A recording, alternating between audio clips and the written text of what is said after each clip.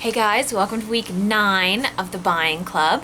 So we'll start with my disclaimer. Don't be upset if something I mentioned doesn't end up in the box, especially because it might be pouring rain tomorrow, which is not conducive to picking beans. So you guys are going to get beans again. I think you're going to get a combination of green beans and wax beans.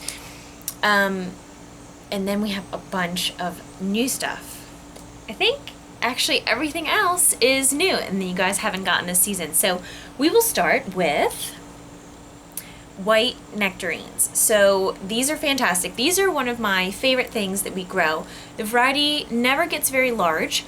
They're definitely quite a bit smaller. However, they are delicious. They're absolutely fantastic.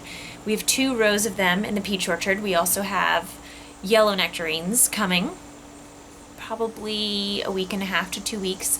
But you're going to get a few of these. I'm trying to give you guys a little bit of a break from peach-like things and peaches. I feel like at this point you may be getting over-peached. So I'm only going to give you a few of these just to try. They'll be up for individual purchase as well. So if you guys have had these before and love them, you're probably going to get 4 in your boxes. So keep that in mind. So white nectarines.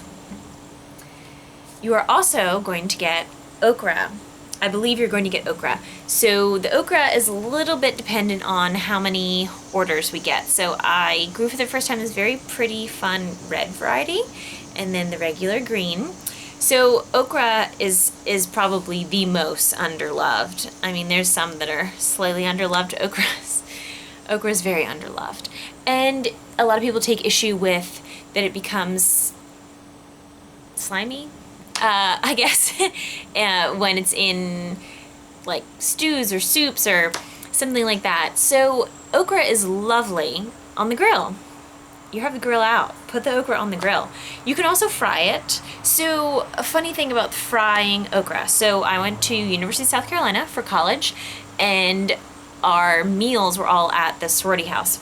And one day our vegetable option was the choice between fried okra, fried eggplant, and fried squash. And I don't know, that really stuck with me because it's a little bit disturbing that everything was battered and fried.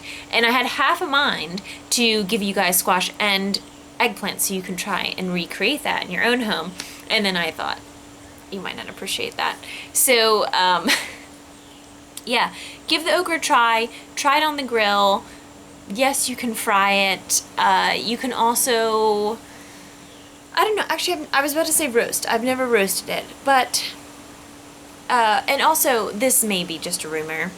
It's sort of a third party. I was told that the sharper your knife when you're cutting it, the less soft it gets.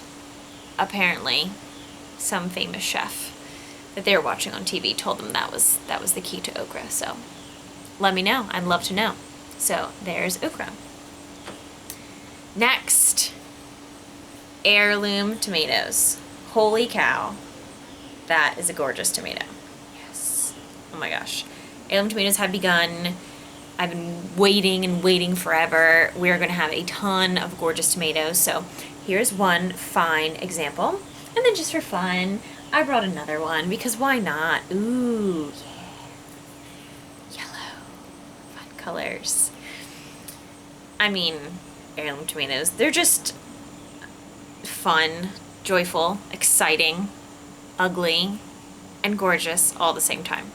So enjoy those. Tomato grilled cheeses. That's basically what I live on. That and random crackers and anything I can get my little hands on to feed myself. And next, these are called husk cherries. Very fun. So it's like nature's candy. They come in their own little wrapper, and then what you do is you open the wrapping, and there you go. And then you take off the husk, discard, and then you have your husk cherry. So, first of all, I love the color of these. It's sort of like a canary yellow. And secondly, these are very interesting. So they have sort of a citrusy taste to them, sort of a sweet tart. Some people think that they have like a pineapple taste. Some people think that they have, like an orange taste. Some people think that they have like a nutty taste to them. So it's a little bit subjective. So these were a big hit last year, and they are a little bit of a love-hate. So if you find yourself not enjoying them raw, these are fantastic cooked. I am much more a fan of them if they're cooked, if they're made into a jam. They make an incredible jam. Or I had one customer, she put it with fish. I think that's very nice. Or if you sort of make like a compote and put it over pork, that's also a really great idea for these. They are fun in a salad, and I'm going to do a post on sort of a fun dessert option. So these are very common in South America and European. So yeah, enjoy these. A little bit of a sad tale about these. So where we have them, we're having a problem with disease in the soil, and you kind of don't know you have it until you put something there that is susceptible. So at this moment, we've lost about 80 huskcherry plants.